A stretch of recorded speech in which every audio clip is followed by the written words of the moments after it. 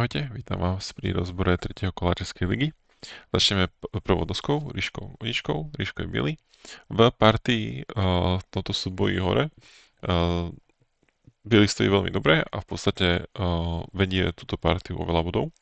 Ale hneď také vylepšenie na začiatok, napríklad pri tomto Atari, kedy sa čierny spojí a má celkom jednoduchý tvar na oči a bude utekať, síce stále slabý a partia je dobrá pre bieleho, môže biely zvážiť napríklad takéto Atari dole, kedy ak sa natiahne, tak to berieme celé a pokiaľ bude niečo skúšať, vieme to vybrať, stále to má slabinu, mal by sa spojiť a vieme napríklad zobrať celý ten roh. Čiže takto by bola situácia ešte o niečo lepšia a čierny pravdepodobne by mal hrať nejak inak, pretože toto by bolo ešte trochu horšie. Ďalej v partii v podstate biely vedie, ale ten svoj náskok postupne stráca. A čo je podstatné, tak vlastne v tejto situácii biely ešte mal šancu vlastne strihnúť tieto čierneho kamene v strede a zobrať ich. Ak by náhodou teda čierny si zachrál tie kamene tak zoberieme tieto kamene a to bielemu stačí. Takže nakoniec ten biely ich vie zobrať. Ale na toto čierneho Atari biely by sa nemal spájať, ale mal by sa nejak pochrániť nejakým spôsobom, možno aj aktívne. Napríklad, ak by sa podarilo získať tieto ťahy v tempe a pochrániť si strih, bolo super, lebo vieme ešte získať body tu, čo by bolo úplne ideál, ale možno, že by sa to nestalo, či by hral inde. Ale to by bola šanca, ako byli ešte na tej partii lepšie. A úplne posledná situácia bola, kedy biely sa musí vrátiť k tomuto spojeniu. Ak sa vráti k tomu spojeniu, tá partia je veľmi tesná. Ak to zahrá tú koncovku lepšie, tak ten ju vyhrá. Po tej chybe, kedy sa tu biely nespojil, čierny tie kamene nakoniec zobral a partiu vyhral. Tak môžeme ísť na ďalšiu partiu, partiu Eby. Tu nám mám niekoľko vecí k otvoreniu. Povedal by som teda, že keď vidíme ťah na 5-4, tak najlepšie, čo môžeme ešte urobiť, je prísť na Ačko alebo Bčko. To sú také tradičné ťahy, ktoré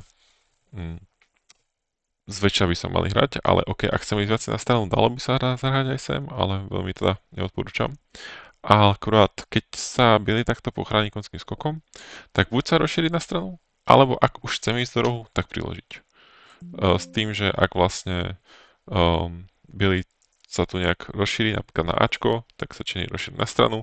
Ak biely sa rozšíri na Bčko, má čierny ešte nejakú slabinu na tomto trojuholníčku a v podstate pokračuje hrať ďalej. Ale takto v partii vlastne výmena 7 za 8 je lepšia pre bieleho, roh je zabetonovaný a čierny vlastne si sám pripravil o nejakú koncovku neskôr, prípadne lepšiu základňu a podobne.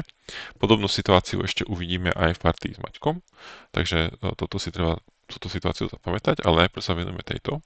Bielý si to robil nejaký ťažký tvar a chcel ísť do rohu. Takže keď sa ísť do rohu, čo chceme urobiť? Zablokovať ho, čiže správna myšlienka, chceme ho blokovať, ale chceme ho blokovať čo najefektívnejšie, čiže zahráme kosumy. Na samca, na 3-3.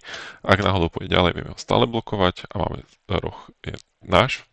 Ešte keď si pozrieme, ako to dopadlo v partii, tak nakoniec ten roh celkom biely tam si vedel vybudovať nejakú základňu, ktorá mu mohla pomáhať. Čierny by to ešte asi mal pridať nejaký kameň, nech tam nebude zovretý. Ale nakoniec zahral hore.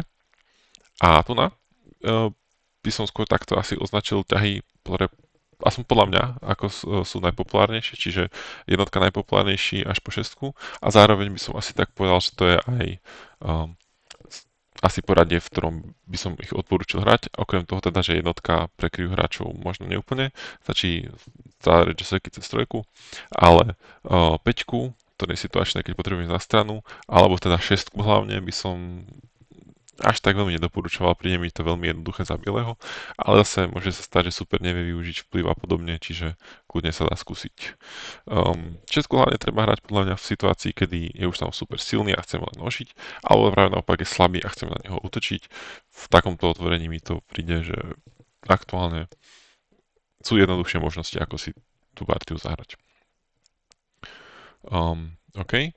A posledná vec, väčšinou alebo vlastne vždy, tu chceme urobiť tigru tlamu, síce si biely vie vymeniť akože túto výmenu, ale čierny je viac v poriadku, vie zobrať kameň na život, vie sa rozšíriť, biely by sa mal nejak rozšíriť a čierny asi tiež. OK? Dobre, tak poďme na ďalšiu partiu. Na ríška kráľa.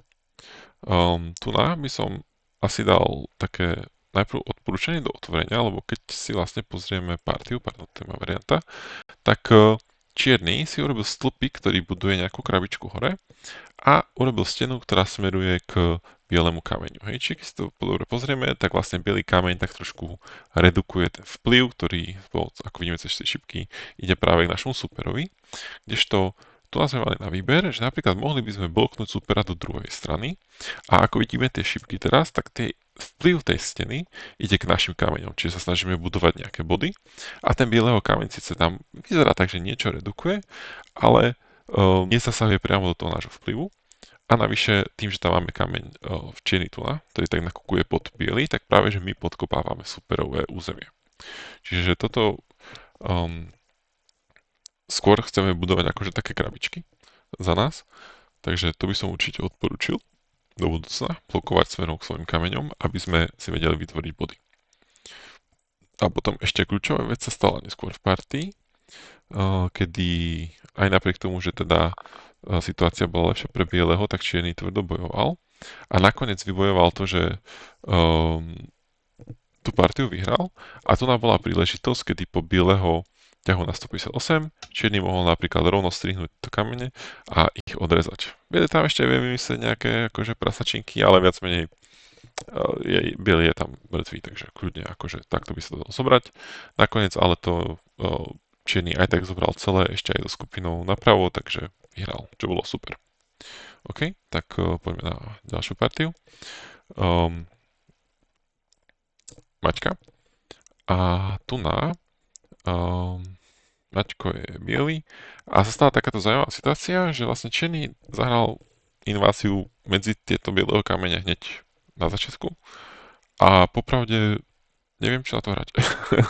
Pozrel som si to aj zajčkom, rozmýšľal som proste nad tým, že čo by som tam hral a príde mi, že tam proste nechcem hrať. Nevidím tam dobré pokračovanie. Hoci čo tam zahrám ako prvý, tak nejak nevidím nejaký prínos toho. Ak tam zahrá čierny, stále tam dokážeme mať dobrý výsledok. Takže za mňa osobne tenuky. Asi zahrať nejaký iný veľký bod, či už sem, alebo sem. Prípadne, ak naozaj tam chceme pokračovať, tak osobne by som asi prišiel takto k tomuto. Ale hej, samo o sebe tá desiatka, teda veľmi ju neodporúčam, vysoké napadnutie rohu. Hlavne teda vysoké napadnutie kameňa na 4-4 necháva veľa priestoru superovi a robí veľmi málo bodov pre bieleho v tomto prípade, čiže skôr by to malo byť nízke napadnutie než také a v tomto prípade by to bolo pomerne jednoduché, pretože vieme to priložiť a super aj napriek tomu, keby chcel, tak nás nevie rozdeliť, lebo sme spojení a keď nás bude deliť, tak mu tie kamene proste zoberieme. Čiže hej, zaujímavá situácia, za mňa teda asi tenuky. Ale OK, poďme ďalej. Nakopnutie s týmto konským skokom nevyzerá úplne správne. Mám skôr pocit, že to bude chyba, ale konečný výsledok je asi fajn. Útočíme na čierneho skupinku, sme vonku. Tu tradične by som povedal, že teda netreba sa úplne tlačiť na superové kamene. Tento konský skok robí nám základňu, jemu berie základňu. Je to jeden z tradičných pinstrov. Kameň teda takto bude náš slabší, pretože čierny bude brať slobody a kým sa budeme starať o jednu stranu, tak vidíme, že výrazne oslabuje roh. A teda nakoniec ale biely tieto boje celkom dobre zvládol a partiu viedol. A teda tá situácia, ktorú som hovoril pri jednej partii, tak tu biely zahral kosumy. Čím vlastne nechal celý roh superovi a nakoniec sa len takto rozšíril.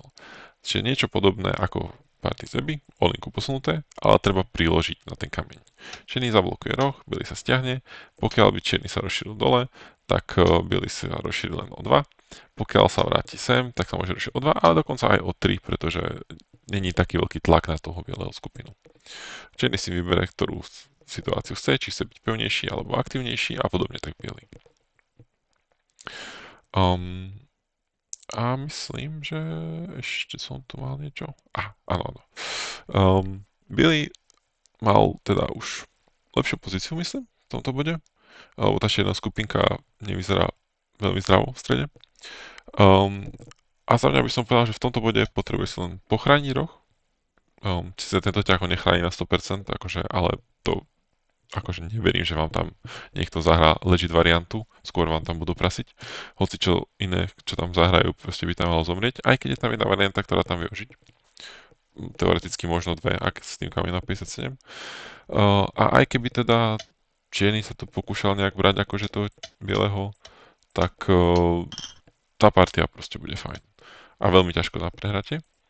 A tým, že to vlastne ten biely neurobil a dokonca takto posilnil supera, tak je to v situácii, že biely by tu čo najskôr mal priaťah na ožitie a tým pádom si zabezpečí ten roh, pretože keď to neurobí, tak ten černý by tu mal nejakým spôsobom jeden asi san, um, možno aj to sa dá, no nejakým spôsobom na ten roh zautočiť, keďže bude trochu v rovnohu. OK, tým pádom to asi by bolo všetko k rozboru a dúfam, že vám niečo z toho pomôže a vidíme sa pri ďalšom kole. Ahojte.